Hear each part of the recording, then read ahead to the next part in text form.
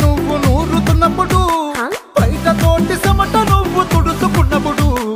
దండాన నీ సొక్కారేస్తున్నప్పుడు నీ ఒంటి వాసన తెగ గుర్తొచ్చినప్పుడు రెండు చేతులెత్తి చుట్టూ మలిసినప్పుడు జండు కత్తుకొని పడుకున్నప్పుడు అలసిపోయి నువ్వు ఆవలించినప్పుడు వచ్చుండై ఫీలింగ్స్ వచ్చి వచ్చి చంపేస్తుండై